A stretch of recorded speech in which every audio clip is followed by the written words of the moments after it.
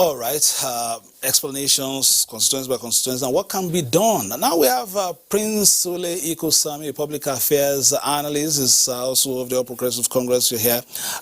Second week of the lockdown in Abuja and Lagos, and of course other states now coming on board as they record cases. What has been the experience been like? Have people complied largely, or in your areas have you been seeing people coming out, not so used to this lockdown? Yeah, I am coming from northwestern part of this country. I'm from Kebbi, so I'm always there, and the incident hasn't really emanated in those areas, but I can tell you that from feelers around, the compliance is fair, about 60-70%. I can tell you, that's about how rated. But however, this is the awareness, especially within the northwestern part of this country, is actually not very good. Why I'll tell you this is because cases have not emanated, and those are some of the things we'll be advocating. People should be informed. We have 109 senatorial districts in the country. We have over 100 specialty hospitals and federal centers and medical institutions that federal government put in all the states. So if we can actually take the opportunity by ensuring that we revamp the infrastructure in some of these our local government and the states, people will not be putting so many patients coming into Uba Center to take care of people, especially in this pandemic that we are right now. But I can tell you that if the state government can actually key into this particular, but before I go forward, I think I need to appreciate the work of the COVID-19 Presidential Committee, especially the Federal Minister of Health, Dr. Enahere, and some of the things they've been doing. But if the states can actually key in to what is going on now, is a wake-up call to our health institution in our states.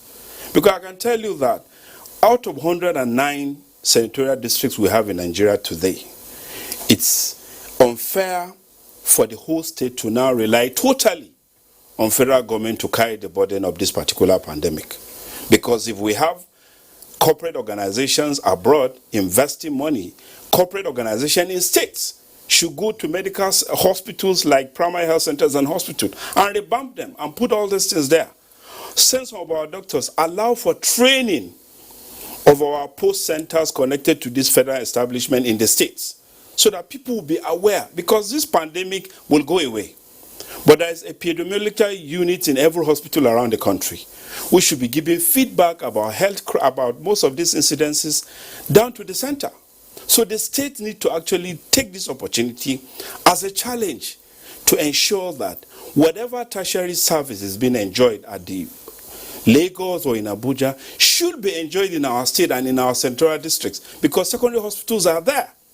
ICUs could actually be revamped. People should enjoy services that you are enjoying in, let's say, Gwagwalada. When I am coming from my village now, I go to a secondary center or a medical center in my local government, for example, or in the state, I should be able to enjoy the same services. If I have cases, people should be isolated in these areas. People should be given the same treatment.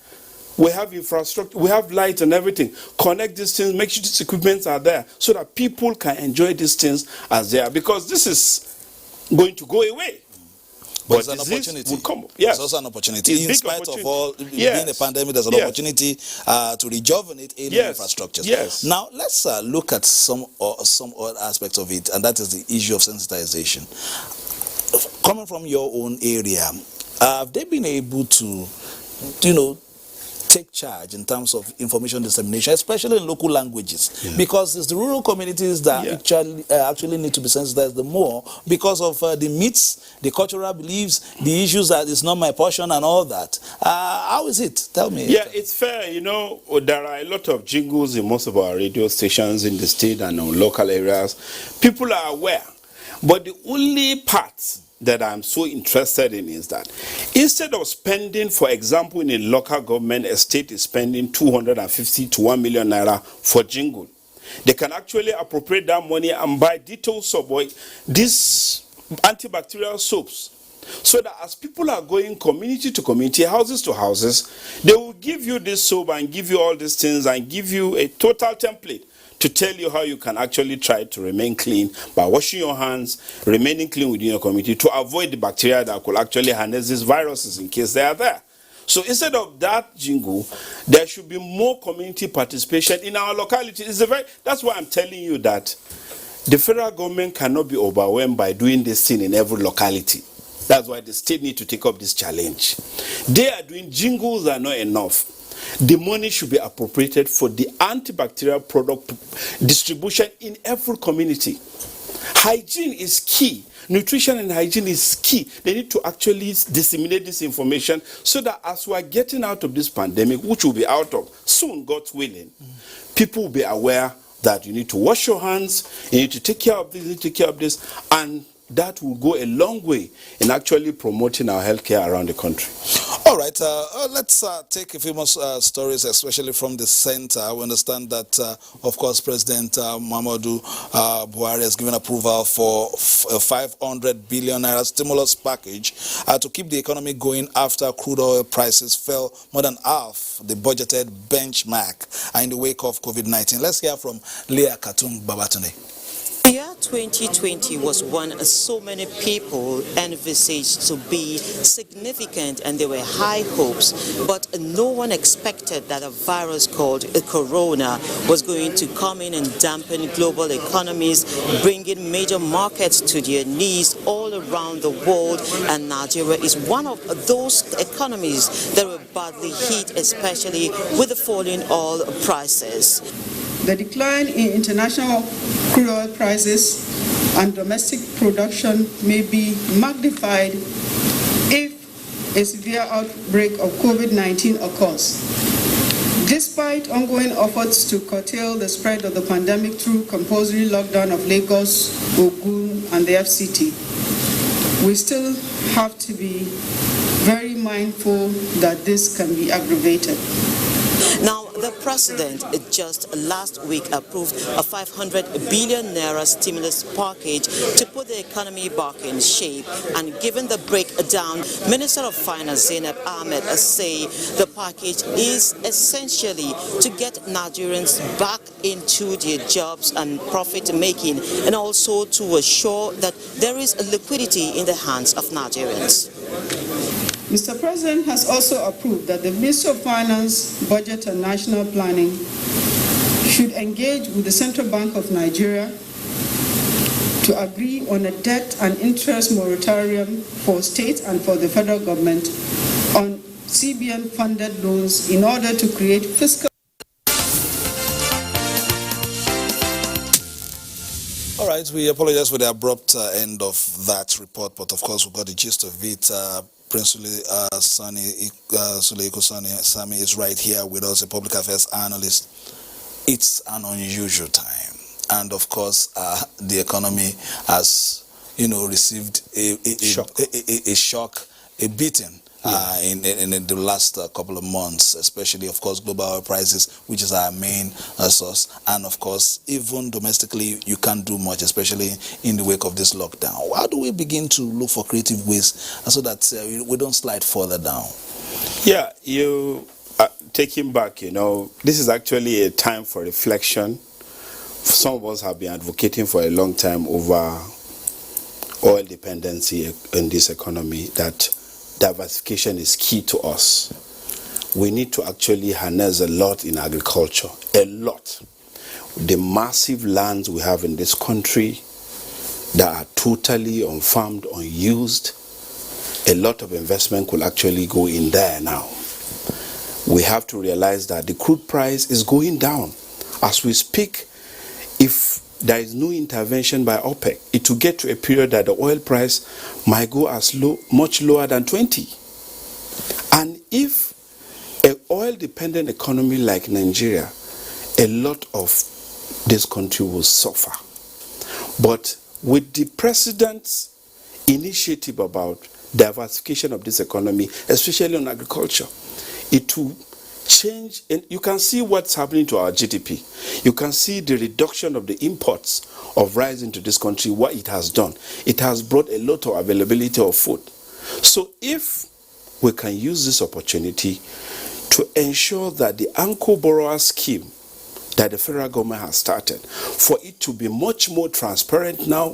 When I mean transparent is that there should be federal government participation of this anchor borrower scheme supervision in every local government and ward in this country.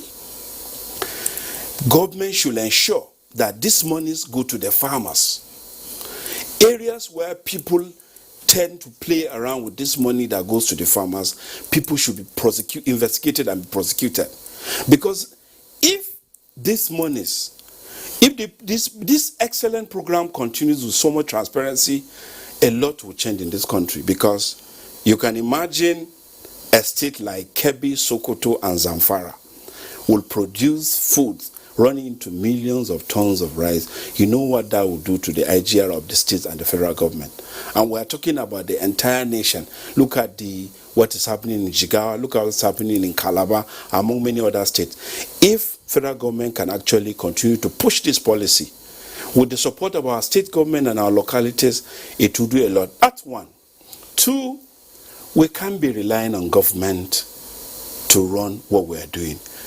Most of our health establishments today that we have in this very country need a lot of investments.